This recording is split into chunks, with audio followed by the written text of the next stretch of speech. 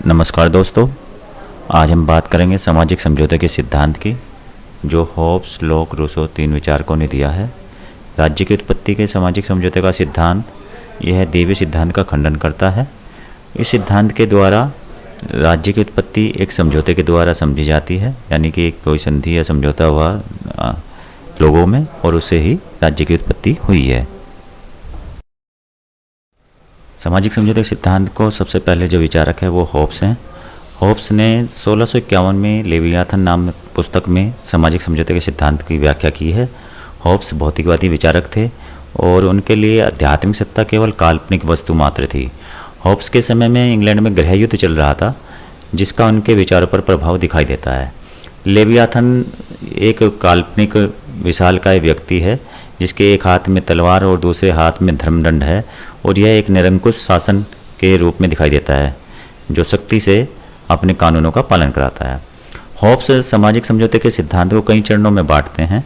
पहला चरण है मानव का स्वभाव, दूसरा प्राकृतिक अवस्था, तीसरा समझौते के कारण, चौथा समझौता और फिर नवीन राज्य की स्थापना। तो पहला जो चरण है मानव का स्वभाव, तो वो कहते हैं कि प्राकृतिक अवस्था में जो मानव था वो विवेकहीन, आत्म केंद्रित, झगड़ालू, स्वार्थी, इस प्रवृत्ति का व्यक्ति था। ऐसे भाव उस व्यक्ति में थे। प्राकृतिक अवस्था में बताते हैं कि क्योंकि आदमी स्वार्थी था, विवेकहीन था, तो यह अराजकता भरी हुई व्यवस्था थी और इसमें एक मत्स्य न्याय चलता था, यानी कि बड़ी मछली छोटी मछली को खा जाती है। ताकतवर लोग जो थे वो कमजोरों का शोषण करते थे। समझौते का कारण ये है कि अराजकता के वातावरण को समाप्त करने के लिए एक प्राकृतिक कानूनों का पालन कराने के लिए एक संस्था की जरूरत थी। तो यह आपस में लोगों ने समझौता क्या किया कि मैं इस व्यक्ति अथवा संस्था को अपने समस्त अधिकार इस शर्त पर देता हूँ कि आप भी अपने समस्त अधिकार इसी रूप में देंगे और स्वयं शासन की अधिकार को छोड़ देंगे। नवीन राज्य की स्थापना, इस समझौते के बाद जो राज्य की स्थापना होती है वह एक निरंकुश राजतंत्र की स्थापना होती है, जिसमें जनता का समर्थन प्राप्त है। इस होब्स के द्वारा इस दी गई व्यवस्था के खास बात यह है कि इसमें जो राजतंत्र है वो जनता के नियंत्रण में नहीं है, निरंकुश है, वो शक्तिशाली है, वो अपने कानूनों का पालन कराता है। दूसरे विचारक हैं जॉन लॉक ने सामाजिक समझौते का सिद्धांत 1690 में अपनी book the territory of government में दिया, और जॉन लॉक के समय में इंग्लैंड में गौरवपूर्ण क्रांति हो चुकी थी। इस क्रांति का उनके विचारों पर प्रभाव पड़ा। जॉन लॉक मानते थे कि प्राकृतिक अवस्था में जो मानव का स्वभाव था वह प्रेमपूर्ण, सहानुभूति, सहयोग की भावना वाला वह सामाजिक प्राणी है। प्राकृतिक अवस्था, जॉन लॉक कहते हैं कि प्राकृतिक अवस्था सहयोग और सुरक्षा की व्यवस्था थी। व्यक्ति दूसरे से जैसा व्यवहार अपने लिए चाहता था वैसा ही व्यवहार वह दूसरे के प्रति करता था। प्रत्येक व्यक्ति दूसरे के व्यक्ति के अधिकारों का आदर करता था। प्राकृतिक अवस्था में व्यक्ति के जीवन, स्वतंत्रता और संपत्ति के अधिकार उसे प्राप्त थे। समझौते का कारण वो बताते हैं कि प्राकृतिक अवस्था आदर्श व्यवस्था थी। आदर्श और बराबर व्यवस्था वो इसे कहते हैं।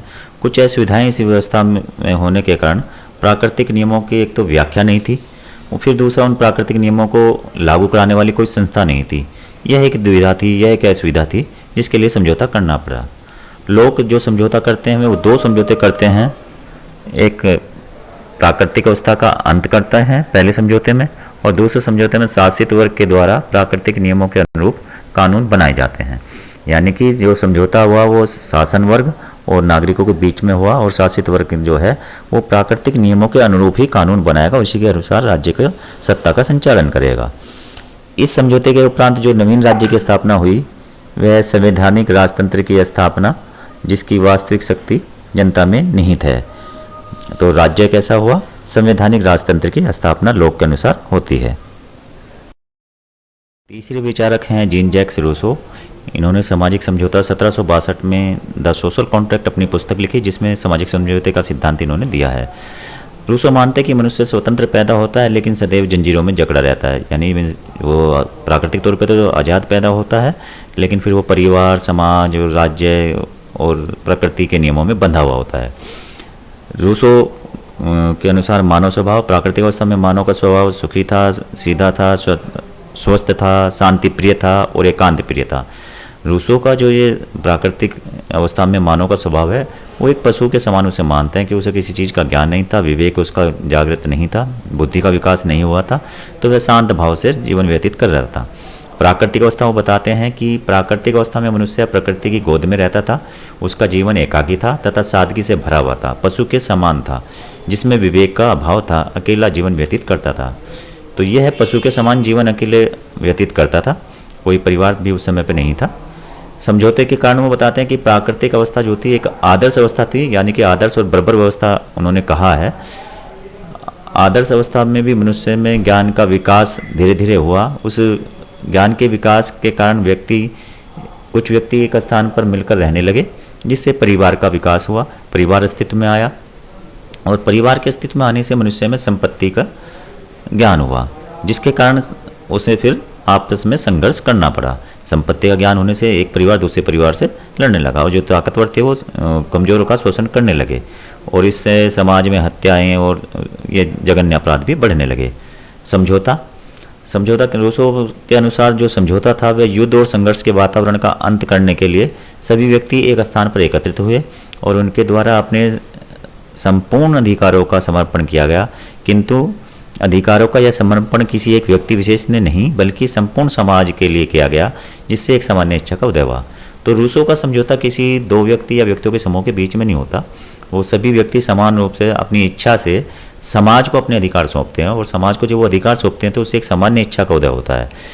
तो यह सामान्य इच्छा का उदय होता है। फिर इससे किस राज्य की उत्पत्ति होती है? वो कहते हैं नवीन राज्य की जो स्थापना हुई समझौते के द्वारा सामान्य इच्छा से एक संप्रभुता प्राप्त राज्य का उदय हुआ, और इसमें सभी व्यक्तियों को समान रूप से भागीदारी थी, जो नवीन राज्य में लोकतांत्रिक सरकार की आधारशिला पर बना। यानी कि रूसो के अनुसार एक लोकतंत्र की स्थापना होती है, लोकतांत्रिक राज्य की, जिसमें जनता को अधिकार है अपनी सरकार को हटाने का और बनाने का। सामाजिक समझौते का ये जो सिद्धांत है, जो होब्स लोग रूसो ने दिया, और तीनों ही लोग मानते हैं कि राज्य की उत्पत्ति सामाजिक समझौते के सिद्धांत के द्वारा हुई। तो एक तो यह सिद्धांत जो है, इस सिद्धांत की कुछ आलोचनाएं भी हैं।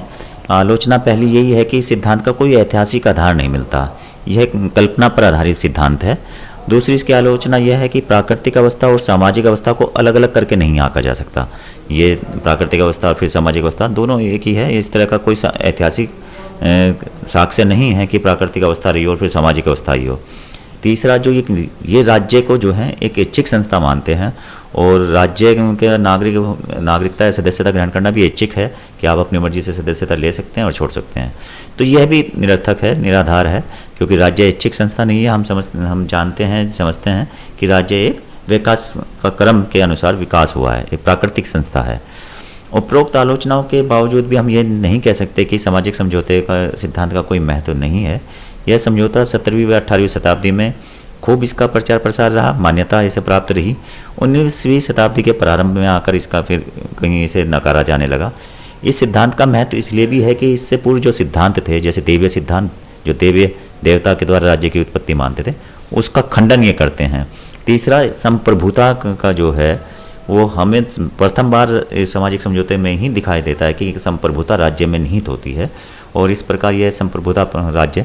और ये भी है कि राज्य के विकास का जो क्रम है, जिसे हम जानना चाहते हैं कि राज्य अस्तित्व में आया कैसे है, उस क्रम में ये सहयोग करता है। ये राज्य के अस्तित्व की, राज्य की शक्तियों की, राज्य के काम करने के तरीकों को भी बात करता है। तो सामाजिक समझौते के सिद्धांत का पूरा महत्व है। मित्रों, अगर ये वीडियो आपको पसंद आया हो तो आप इसे शेयर जरूर कीजिएगा, लाइक जरूर कीजिएगा, और इस चैनल को सब्सक्राइब कीजिएगा। यदि कोई त्रुटि या कोई सुझाव आपका है तो वो जरूर दीजिएगा। आपके द्वारा दिए गए सुझाव और लाइक करने पर और सब्सक्राइब करने पर ही हमारा मोटिवेशन होता है, जिससे हम आगे इस विषय पर, राजनीति विज्ञान पर या बीएड के छात्रों के लिए और वीडियो बना सकते हैं। धन्यवाद।